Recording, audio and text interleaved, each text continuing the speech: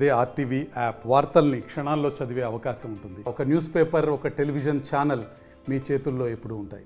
గతంలో 3 సంవత్సరాల క్రితం పోలీసుల సంక్షేమం కోసం ప్రకాష్ ఎవరైతే ఉన్నారో అప్పటి కానిస్టేబుల్ అయినటువంటి ప్రకాష్ తను ఒక నిరసనను వ్యక్తం చేసినటువంటి నేపథ్యం. ఎందుకంటే పోలీసుల సంక్షేమం కోసం ముఖ్యమంత్రి గారు స్పందించండి అంటూ కూడా ఆ రోజు ప్రకాష్ స్పందించిన నేపథ్యంలో ఆ తర్వాత అతను విధుల నుంచి సస్పెండ్ అవ్వడము, అనేక అంశాలు ఇతను చాలా రకాలుగా పోరాటం చేయడము ప్రభుత్వంతో చాలా రకాలుగా జరిగినటువంటి నేపథ్యంలో మరి ఈరోజు తిరిగి తను ఉద్యోగంలోకి జాయిన్ అవుతున్నటువంటి పరిస్థితులు అయితే కనిపిస్తుంది. మొత్తానికైతే మరి ప్రకాష్ ఏం చెప్తారు, అప్పటి నుంచి జరిగినటువంటి అంశాలపై మనతో పాటు ప్రకాష్ ఉన్నారు, ఏం చెప్తారు సార్? ఏంటి సార్ గతంలో మీరు దేనికోసం పోరాటం చేశారు?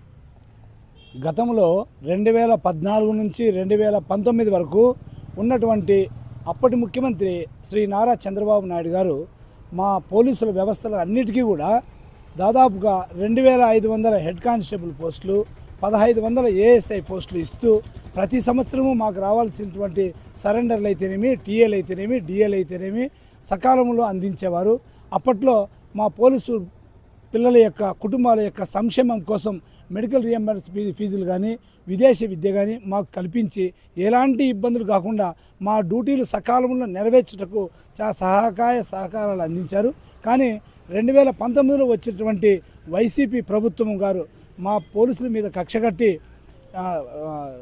చంద్రబాబు నాయుడు సార్ గారు ఇచ్చినటువంటి 43% పిఆర్సీని రివర్స్ చేసి 23% చేసి మా హౌస్ రెంట్ను తగ్గించి మా యూనిఫామ్ అలవెన్స్లు అయితేనేమి, డైరింగ్ అలవెన్స్లు అయితేనేమి, టీఏలు అయితేనేమి, డిఏలు అయితేనేమి అన్నిటినీ పూర్తిగా తొలగించేసి మమ్మల్ని ఆర్థిక ఇబ్బందుల్లో మా కుటుంబాలను నెట్టివేసి మాకు ఇబ్బందులు గురి చేసిన దానివల్ల నేను మాజీ ముఖ్యమంత్రి చెన్నై కొత్తపల్లి అనంతపురం జిల్లా పర్యటనకు వచ్చేప్పుడు మా బాధలు వినిపించుకోవాలని చెప్పి ఒక ప్లకార్డు రూపంలో సేవ్ ఆంధ్రప్రదేశ్, పోలీసులు రక్షించండి, మాకు రావాల్సిన బకాయిని ఇప్పించండి, ఒక ప్లకార్డు పట్టుకున్నంత మాత్రమే కేవలం నా మీద కక్షగట్టి, మా పోలీసు వ్యవస్థ మీద కక్షగట్టి నా మీద కేసులు పెట్టి నన్ను ఉద్యోగ విధుల నుంచి తీవ్రంగా శాశ్వతంగా తొలగించి నా మీద కేసు పెట్టి తీవ్రంగా ఇబ్బందులకు గురి చేశారు.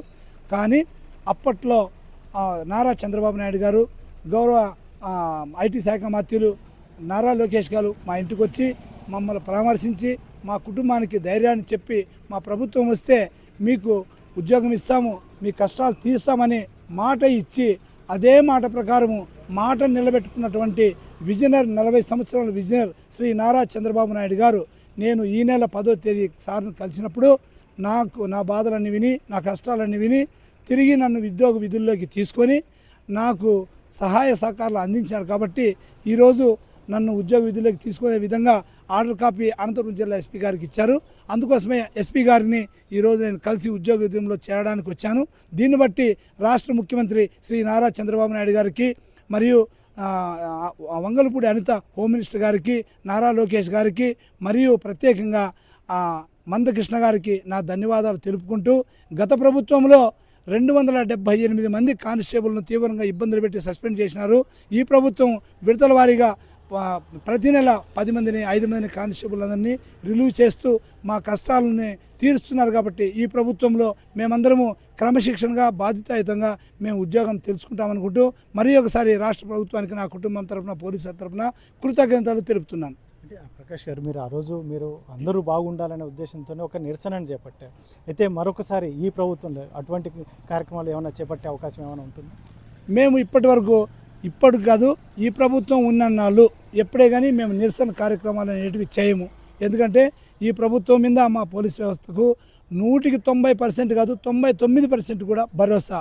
మాకు చంద్రబాబు నాయుడు గారు ఈ పొద్దు కాకపోయినా రేపైనా మా అలవెన్స్లు కానీ, మా జీతాలు కానీ, మా ఫిట్మెంట్ కానీ అన్నీ ఇస్తారని పూర్తి నమ్మకంతో మేము శాంతి భద్రతల డ్యూటీలు డిసిప్లిన్గా చేసుకుంటామని మనం చేస్తున్నాం. అంటే మీరు ఆ రోజు నుంచి విధుల్లో లేరు, అప్పటి నుంచి రావాల్సిన మీకు అలవెన్స్ కావచ్చు, జీతాలు కావచ్చు, అవన్నీ కూడా మీకు అందే అవకాశం ఉంటుందా ఇప్పుడు? మరి రాష్ట్రం కొంచెం ఆర్థిక ఇబ్బందుల్లో ఉంది కాబట్టి ప్రభుత్వం కూడా మా మీద దృష్టి ఉంచి నిదానమైనా కూడా మా అవసరాలన్నీ తీర్చి మా బకాయిలు ఇస్తారని నేను ఆశిస్తున్నాను. చివరిగా ఏం చెప్తారు? ఎస్పీ గారిని కలిశారు మీరు, సంతోషంగా మీ కుటుంబం కూడా చాలా సంతోషం. ఎందుకంటే ఆ రోజు మీరు చాలా సైకిల్ యాత్ర చేశారు, చాలా ఇబ్బందులు పడ్డారు, ఎక్కడికి బయటికి వెళ్ళనివ్వకుండా కూడా పోలీసులు అడ్డుకున్నారు. ఈరోజు మీరు మరి తిరిగి విధుల్లోకి చేరుతున్నారు. ఎలా ఫీల్ అవుతున్నారు మీ కుటుంబ సభ్యులు కావచ్చు, మీరు కావచ్చు, ఎస్పీ గారితో ఏ సంతోషం పంచుకున్నారు? మా ఎస్పీ గారిని నేను కలిసిన తర్వాత నాకు చాలా ఆనందం వేసింది, సంతోషం వేసింది. నా కుటుంబంలో కూడా ఈ ఆర్థిక ఇబ్బందుల నుంచి మేము బయటపడతామని చాలా సంతోషం వేసింది. మేము చాలా హ్యాపీగా ఉన్నాను. ఈరోజు విధుల్లో చేసినందుకు చాలా హ్యాపీగా ఉన్నాను. ఇక మీద హ్యాపీగా డ్యూటీలు చేసుకుంటానని తెలియజేస్తున్నాను. ఇది ఏదైతే ఉందో అప్పట్లో ప్రకాష్ తను ఏదైతే ఉందో నేను ఏమీ చేయలేదు, ఎందుకంటే ముఖ్యంగా పోలీసులను దృష్టిలో ఉంచుకొని ఆ రోజు అటువంటి నిర్ణయాలు తీసుకోవాల్సిన ఆవశ్యకత ఏర్పడింది. కాబట్టి గతంలో చంద్రబాబు నాయుడు ఇచ్చిన దాన్నే ఈ వైసీపీ ప్రభుత్వం రివర్స్ చేయడం వల్లనే నేను ఆ రోజు ప్రభుత్వానికి తెలియజేయాలనే ఉద్దేశంతోనే ఒక ప్లకార్డు పట్టుకున్నాను. కాకపోతే ఆ రోజు అప్పటి ప్రభుత్వం దాన్ని తీవ్రంగా దాన్ని దృష్టి పెట్టి నా మీద చాలా కక్ష సాధింపు చేసింది. కాకపోతే ఈరోజు కూటమి ప్రభుత్వం వచ్చిన తర్వాత నాకు న్యాయం జరిగింది. ముఖ్యంగా ఈరోజు నేను విధుల్లోకి జాయిన్ అయ్యాను. రాబోయే కాలంలో కూడా ఎటువంటి కార్యక్రమాలు చేయకుండా నేను ఖచ్చితంగా డ్యూటీ చేసుకుంటాను. అందులో ముఖ్యంగా ఇప్పుడున్న పరిస్థితుల్లో మా కుటుంబం కావచ్చు చాలా సంతోషంగా ఉంది. జిల్లా ఎస్పీ గారిని ఇందాకే కలిసాను కాబట్టి నాకు చాలా ఆనందంగా ఉంది. రాబోయే కాలంలో కూడా నేను మంచిగా విధులు నిర్వహిస్తాను అని చెప్పేసి ప్రకాష్ చెప్తున్నటువంటి నేపథ్యం. కెమెరా పర్సన్ సుధాకర్తో చల్లకెనెడు RTV అనంతపురం. మరిన్ని వీడియోస్ కోసం ఛానల్ ని సబ్స్క్రైబ్ చేయండి. లేటెస్ట్ అప్డేట్స్ కోసం వాట్సాప్ ఛానల్ ని ఫాలో అవ్వండి. ఆ లింక్ డిస్క్రిప్షన్ లో ఉంది.